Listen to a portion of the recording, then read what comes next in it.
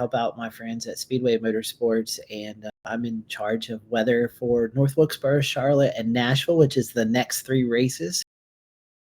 But before we get to Charlotte, we got to get to North Wilkesboro this weekend, right? Actually, I'm wearing my Charlotte Speedway shirt tonight. Way to represent. North Wilkesboro coming up this week is the All-Star race, and not sure if you guys remember, but last year we had a downburst, microburst that hit right outside of the Speedway. We had trees and tents flying through the sky. We had a pit road that was flooded. I don't know if you remember, but there's crew members swimming in pit road and tires floating and water getting into the transporters that haul the cars around. So we're hoping that we don't have that again this year. Kind of looking at the forecast for this week in North Wilkesboro. It looks like we're going to be in the mid 80s, a lot of humidity. We are starting to get into that summertime pop-up thunderstorm, and we could see one of those Friday into Saturday as a cold front moves through the area. Right now, my thinking is, and the forecast I've been giving the folks at North Wilkesboro is, it looks like from Friday evening through the first half of Saturday morning is when we see that storm potential. So hopefully, if it does move through during that time, it'll be least impactful on events at the track. And there's so many races that actually are starting tomorrow night, and then Friday night, Saturday, and Sunday, along with other concerts and things like that. So it's going to be a very action-packed weekend at North Wilkesboro Speedway. But for your Friday forecast, we're expecting temperatures in the mid to 80s. Humidity is kind of elevated, and that storm chance really starts to move in the evening. And then Saturday, we'll start off with some showers, maybe some cloudy skies, but by lunchtime into the early afternoon hours as the Truck Series races on starting or in progress, we should start to see the sun pop back out.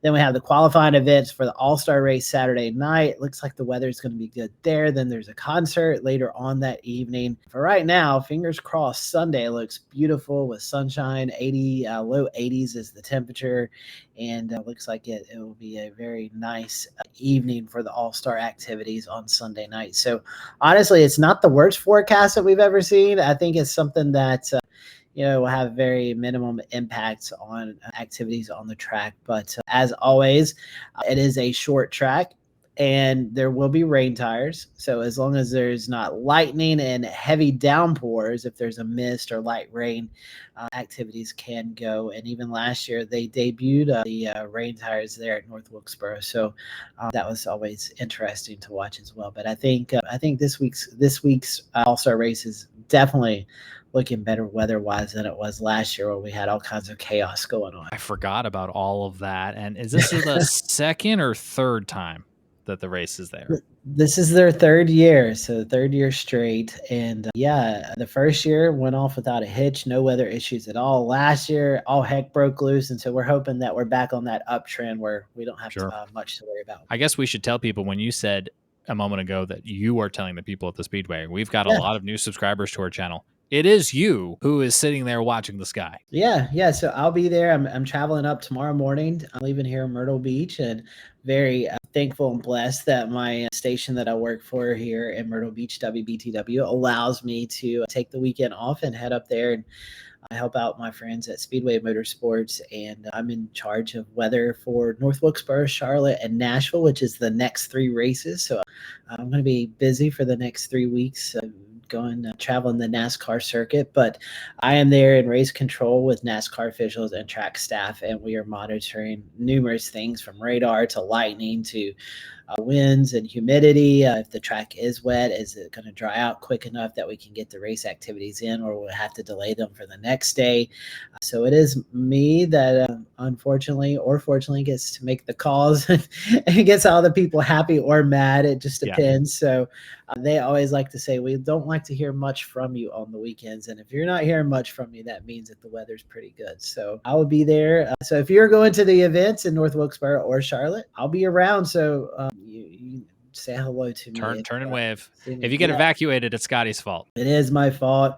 And you can also follow me on social media, Scotty Powell WX. I'm pretty good at posting updates about radar updates. And then as we start to get news trickling in of, we're about to go back racing, I'll post those too. But hopefully you don't have to hear much from me. Hopefully nothing. Yeah, let's look at some of the pictures and videos from the Coca-Cola 600 in recent years, because we mentioned North Wilkesboro this weekend, then into Charlotte the following weekend. What can we look for? I don't know if you can give us a forecast 10 days out, but what in general can we look Yeah. forward to with all the festivities in Charlotte? Charlotte's another busy week. They are adding the Craftsman Truck Series race on Friday night. So you'll have the truck race Friday, Xfinity Saturday, and then the Cup Series on Sunday for the Coca-Cola 600. It's going to be hot and humid. I can guarantee you that. And I guarantee you it's just our luck at the Coke 600. I don't know if I've ever went through a 600, and I've been doing this for 7-8 years now, that we've not had weather interfere with something. So it is North Carolina in summertime, heat, humidity. So we'll keep our eyes on the sky. And normally, though, with those activities, they're kind of in and out. So you may have a little bit of a delay there, but we normally get the race in. Now, last year was a different situation where it rained out the race Saturday and Sunday, and we had to complete both races on Monday, and those were even rain delayed at itself. So right here you can see Christopher Bell, who won last year. That race was supposed to start at like 1 o'clock in the afternoon, and it didn't get over till 10 o'clock that night. And then they had the Xfinity race after that. So it was a very long day battling an upper level low, which what we just experienced here. So I'm glad we had the upper level low this past weekend, Right, and not the next couple of weeks coming up. So hopefully we've got enough rain this week alone, hopefully, to keep us satisfied for the next 10 days. Yeah, we call it upper level low as weatherman's woe, because they just do their own thing and they are very stubborn to get out of the area. So we're hoping we can get that through and enjoy a nice couple weeks with NASCAR in town. And the Coke 600, as you're seeing here, it's a big race. Is the longest race for the NASCAR Xfinity Series, but it is also a very special race for honoring our military folks as we approach Memorial Day. And as you were listening to Alex Bowman there just a little bit ago, he was talking about the families. So NASCAR assigns all 40 drivers a soldier in the different branches that has passed away. They are honored on that car. And so those families kind of just team members throughout the weekend, and they see what the teams go through. And then it's the only sport that I know of that completely comes to a stop and everything goes silent for 1 minute. And it's a moment of silence to honor all those folks who we have lost in the military, who have served this great country to keep our freedoms. And so it's just the military has a great representation at this race. And if you are going to the Coke 600, one of the coolest things is there's a pre-race show, and it is an active military scene where you'll see Black Hawk helicopters flying in. You'll see soldiers rappelling out of those Black Hawks. You'll see some cannons going off, and it's just it's really inspirational, and just kind of shows you what these military folks do and how special they are to us. And we know in years past you've seen Air Force One and the Commander-in-Chief. Yeah. I don't know what's planned.